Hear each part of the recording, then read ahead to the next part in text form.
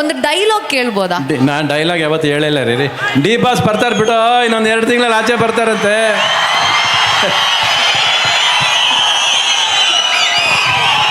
ಈ ಬಾಯಲ್ಲಿ ಹೇಳಿದ್ದೀನಿ, ಬರ್ತಾರೆ, ನೆನಪಿಟ್ಗ. ನಿಮಗೆಲ್ಲ ಡಿ ಬಾಸು, ಆ ಡಿ ಬಾಸ್ ನನಗೆ ಮಗ, ನೆನಪಿಟ್ಕೊಳ್ಳಿ.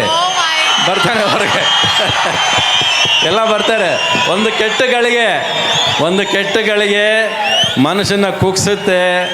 ಅಷ್ಟು ಆಳು ಕರ್ಕೊಂಡು ಕುಗ್ಗಿಸ್ಬೇಕಾದ್ರೆ ಯಾವತ್ತೋ ಒಂದ್ಸರಿ ಎಬ್ಬರಿಸ್ಲೇಬೇಕಾಗತ್ತೆ ಅಲ್ವಾ? ಸೊ ಅದಕ್ಕೆ ಕಾಯನ ಎಲ್ಲರೂ. ಬಟ್ ಎಲ್ಲರೂ ಒಂದೇ ಪ್ರೀತಿಯಿಂದ, ಒಂದೇ ಮನಸ್ಸಿಂದ ಇಲ್ಲಿ ಪೂಜೆ ಮಾಡಿ ಬರ್ತಾರೆ. ವಾ, ಎಂತ ಮಾತಂದ್ರಿ ಸರ್, ಖುಷಿ ಆಗುತ್ತೆ ಕೇಳೋದಿಕ್ಕೇನೆ. ಸೊ ಡೈಲಾಗ್ ಹೇಳಿಲ್ಲ ಅಂತಂದ್ರಲ್ಲ, ಡಾನ್ಸ್ ಮಾಡ್ಬೇಕು ಹಂಗಾದ್ರೆ. 2 ಸ್ಟೆಪ್ಪು. ನೀನೇನಮ್ಮ, ನೀನೇನು ಬೇರೆ ಕೆಲಸ ಇಲ್ಲ ನಿನಗೆ? ಇಲ್ಲ ಸರ್, ನನಗೆ ಇದೆ ಸರ್ ಕೆಲಸ, ಅದಕ್ಕೆ ಸರ್ ಕರೆದಿರೋದು. ಯಾವತ್ತೇ ಹಾಡು ಜೊತೆ ಸರ್ 2 ಸ್ಟೆಪ್ಪು.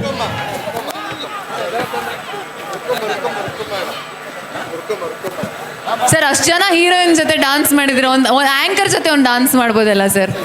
ಎಲ್ಲರೂ ಡಾನ್ಸ್ ಬೇಕಾ ಬೇಡವಾ